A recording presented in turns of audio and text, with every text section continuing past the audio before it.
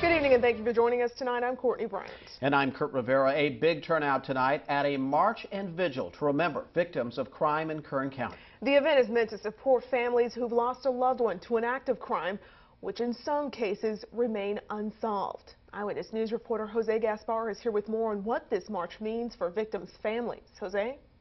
Courtney, perhaps a family member was murdered or died at the hands of a drunk driver. Whatever the case may be, this event drew hundreds of people together for one common cause. As we walk through the streets of Bakersfield, we remind our community that we are one, that we work for justice. Hundreds turned out for this year's Victims' March, here to recall a loved one whose life was taken by another.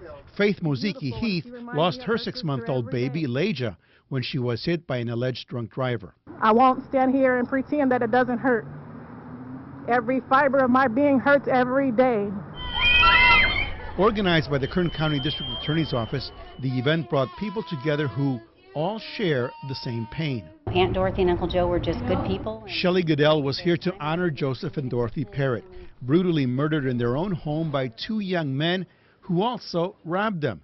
Goodell says she's forgiven the killers. Because I know that's what my Aunt Dorothy and Uncle Joe would want. I mean, they're those kind of people. They would be shaking their finger at us if we didn't.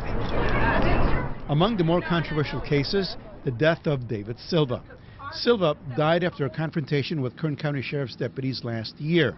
His mother, Mary Jane Silva, said her family is also grieving, just like everyone else who's lost a family member. This is a march for all victims of brutality, and that also includes all kinds of brutality.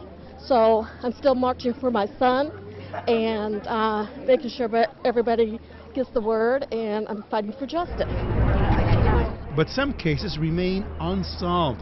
4-year-old Jessica Martinez, for example, was kidnapped and killed in 1990.